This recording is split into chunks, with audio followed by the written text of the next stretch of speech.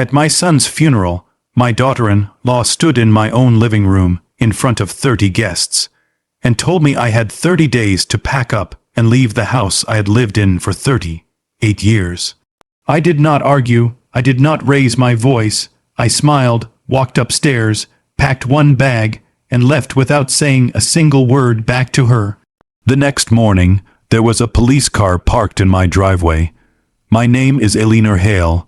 I am 71 years old. Before I tell you what happened that morning, you need to understand how we got there, because none of it happened by accident. If you believe in stories about family, quiet strength, and people getting exactly what's coming to them, stay with me until the end. And if this story moves you, don't forget to like this video and subscribe, because there's more waiting for you here. Now, let me tell you everything from the beginning. My husband Walter and I bought our farmhouse outside Willowbend, Montana, back in 1987. I was 28 years old, working as a school secretary, and Walter was breaking his back 6 days a week building up a small cattle operation from nothing. We didn't have much, but we had that land, and to us, it was everything. Walter built the porch himself, board by board, over 2 summers. I planted the garden along the south fence with my own hands. We raised our only son, Daniel, in that house, watched him grow, watched him leave for college, and watched him come home with a good job and an even better heart. Walter passed 6 years ago from a heart condition that gave us almost no warning at all. After that, it was just me in that house, full of quiet rooms and old memories. Daniel worried about me being alone out there.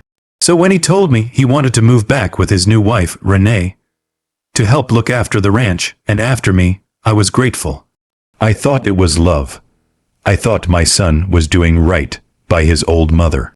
I did not know then that Renee had her own plans for that property, and that my son moving home was only the beginning of something much bigger than either of us understood at the time. Looking back now, the signs were there from the first month. Renee was polite in front of company, always smiling at church, always saying the right thing at Sunday supper.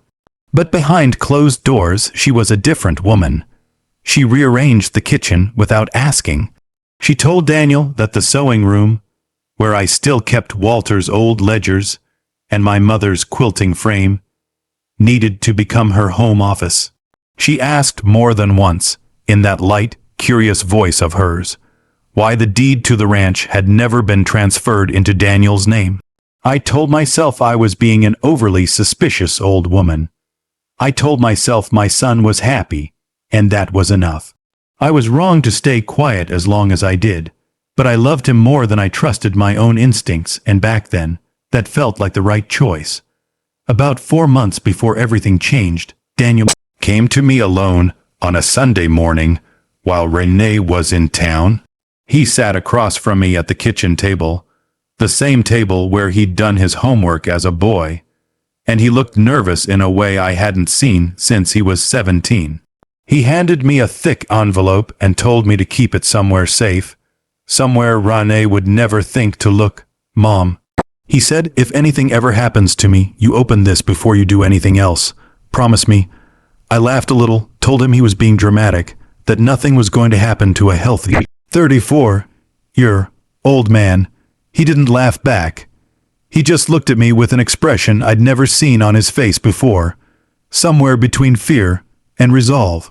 I took the envelope without opening it and locked it in the fireproof box in my closet, the same box where I kept Walter's death certificate and Daniel's birth records.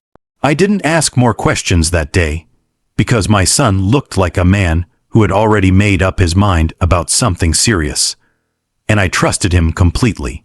Now I wonder how long he'd been quietly protecting me without ever saying the words out loud. That envelope sat untouched in my closet for 4 months, and I had no idea it would end up saving everything I had left. It was a Tuesday afternoon in October when I got the call that changed my life. Daniel had been driving back from the feed store when a truck ran the stop sign at County Road 9 and hit him broadside. The paramedics told me later he was gone before they even arrived. I remember standing in my kitchen holding the phone, unable to breathe. Renee was standing right beside me when the call came in, and I remember her face going pale, her hands shaking as she took the phone from me to hear the rest herself. For one brief moment, I saw something that looked like real grief in her, and it made me feel less alone in that house that night. The days that followed are still a blur. Phone calls to the funeral home, choosing a casket, calling family in 4 different states. Renee handled most of the arrangements, and at the time I was grateful, because I could barely manage to get dressed in the morning. I kept expecting to hear Daniel's truck in the driveway. I kept setting 3 plates at supper out of habit before catching myself. I had no idea that in less than a week, the woman helping me plan my son's funeral would stand in that same house and order me out of it. The service was held on a cold Saturday at the small church 3 miles from our ranch, the same church where Daniel had been baptized 34 years earlier. More than 80 people came. After the burial, everyone gathered back at the house, the same tradition we'd followed when Walter passed. I was sitting in my own armchair, still in my black dress, when Renee approached with a plate of food she didn't offer me. The room was full, 20 or 30 people standing with paper plates and quiet conversation. She leaned down close to my ear and said, just loud enough for the people nearby to hear, "You need to start packing. This is my house now. You have 30 days. The room went completely silent. I saw my neighbor, Roy Sanders, freeze mid-sentence with his coffee cup halfway to his mouth. I saw Patricia Owens, Daniel's old coworker, cover her mouth in shock. Every person in that living room heard what she said. On the day we buried my son, in the house I had lived in for 38 years. I did not raise my voice. I did not argue with her in front of everyone. I looked at Renee for a long moment, and something inside me went still and quiet, the way water goes still right before it freezes. I thought about Daniel. I thought about the envelope locked in my closet. I thought about 38 years of mornings in that kitchen. Then I smiled at her, a real, calm smile, and said, "All right." That's all I said. One word, really. The room stayed silent a few seconds longer, before people slowly went back to their quiet conversations, unsure what they'd just witnessed. I stood, walked upstairs, and packed one bag. I didn't need much. A change of clothes, my medication, a photograph of Walter and Daniel from a Christmas years ago, and the fireproof box with Daniel's envelope still locked inside. I came back down 20 minutes later, bag in one hand, box under my other arm, and walked straight past Renee toward the door. She looked almost disappointed that I wasn't fighting her on it, like she'd been expecting tears or begging. I gave her nothing. I stepped out into the cold October air and walked half a mile down the road without looking back once. Roy Sanders and his wife, Linda, had been our neighbors for nearly 20 years. Roy was 73, a retired mechanic who still fixed his own fences and mowed his own hay field. He'd been at the funeral, and he'd heard exactly what Renee said in that living room. When he opened his door and saw me standing on his porch with a bag in one hand and a metal box under my arm, he didn't ask a single question. He just stepped aside and said, "Get in here, Eleanor, it's cold." Linda made up their guest room that same night without being asked twice. I sat at their kitchen table, and Roy poured 2 cups of coffee, sliding one across before sitting down across from me. "You want to talk about it?" he asked.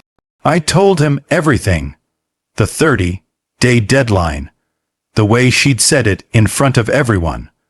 The way she'd almost looked pleased delivering that news to a woman who'd just buried her only son. Roy shook his head slowly, his jaw tight. "That ranch is yours, Eleanor," he said. "Deed's been in your name since before Daniel was even born. She's got no legal right to put you out of anywhere." I nodded, but my mind wasn't fully on the legal details yet.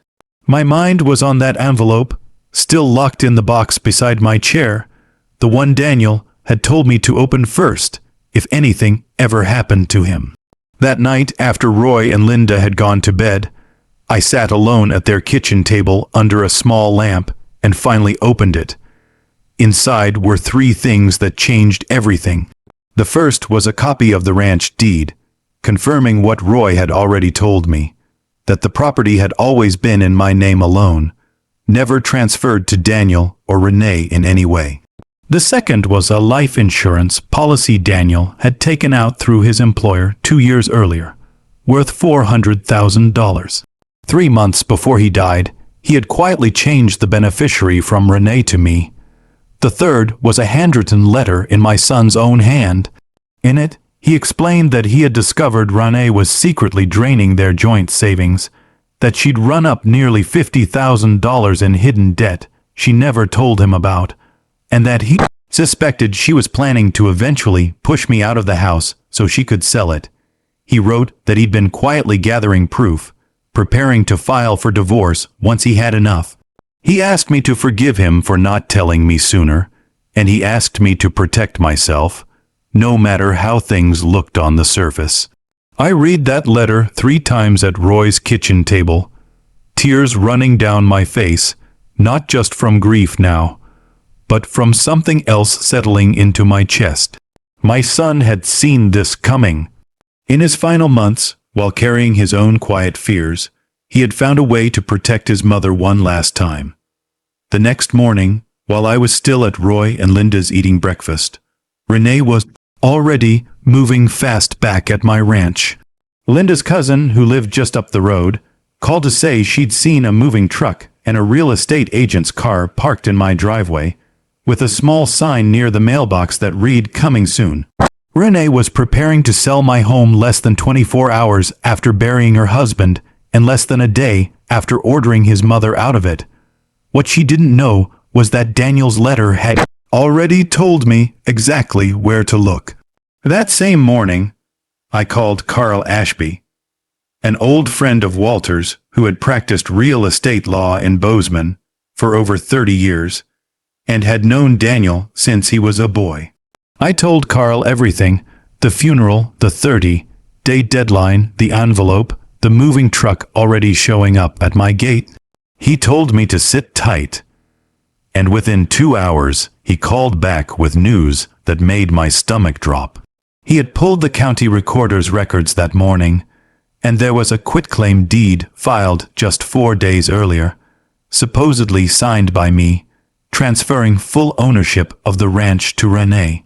The problem was, I had never signed any such document, and according to the notary stamp on that paper, it had been signed and notarized on a day when I could prove, through my own church attendance, records and a doctor's appointment in town, that I was nowhere near the property office listed on the form.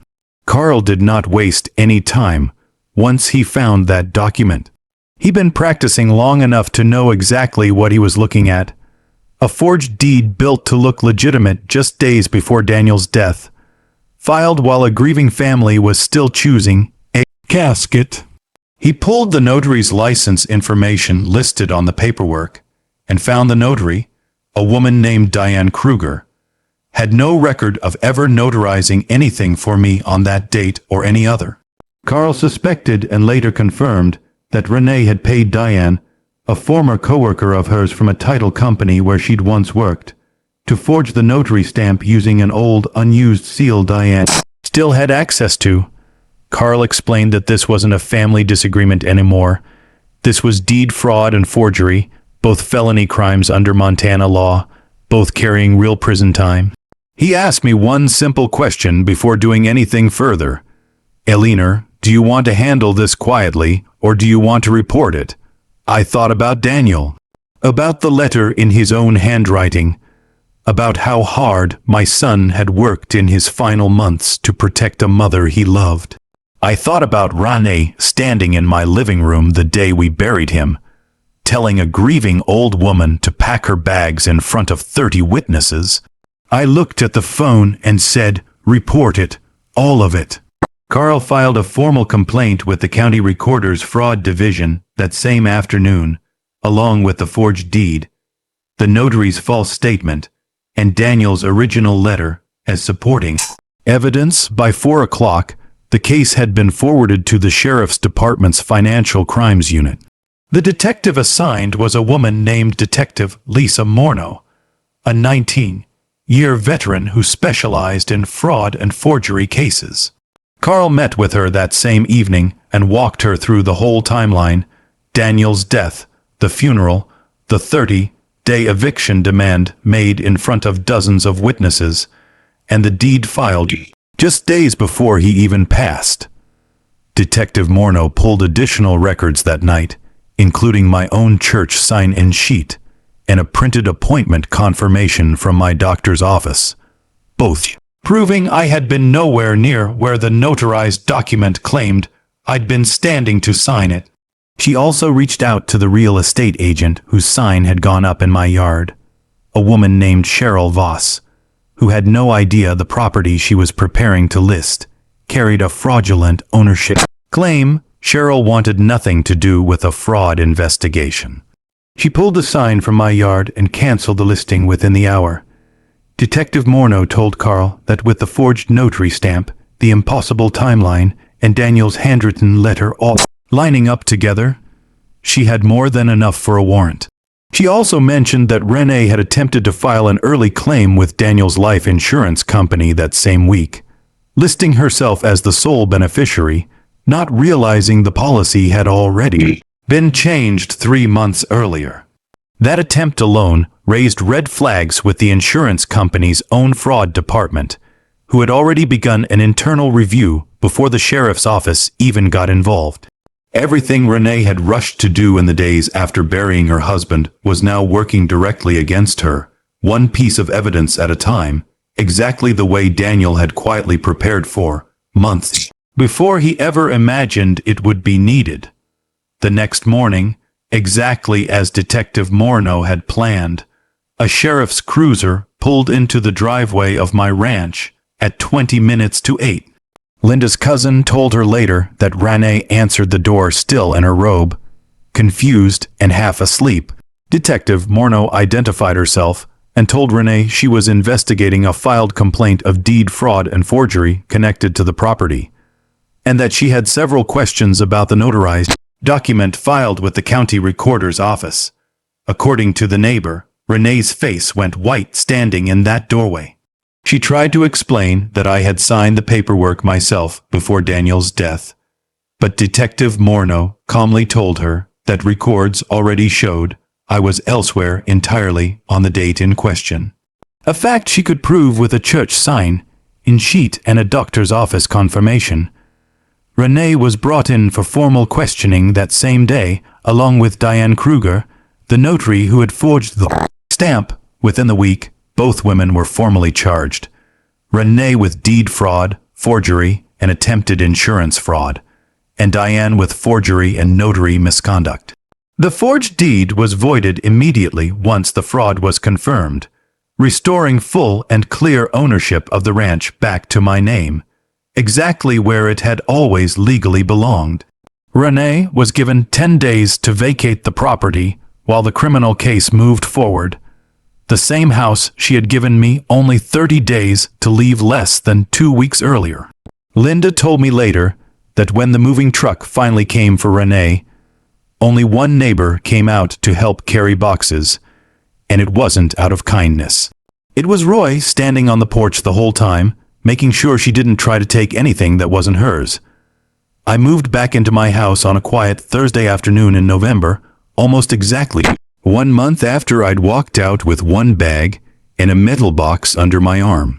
Roy and Linda helped me carry a few things back in, and Patricia Owens brought over a casserole that evening, the same kind of small, quiet kindness this county had always been known for.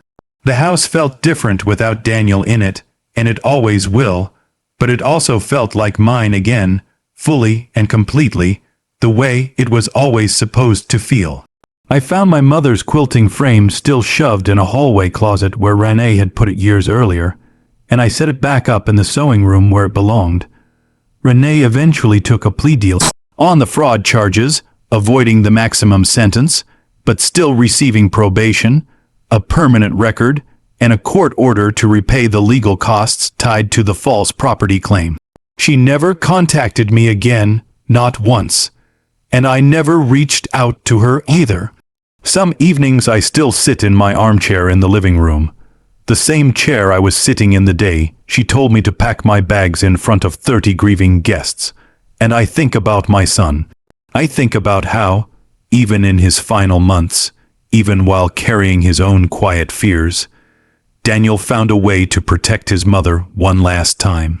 That envelope in my closet, it wasn't just paperwork.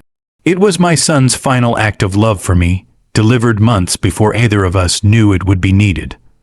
I lost my son, and nothing will ever replace that.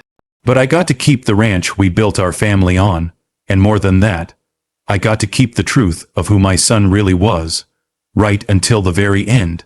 If this story moved you, do me a favor and hit that like button, and subscribe for more stories like this one. I'll see you in the next one.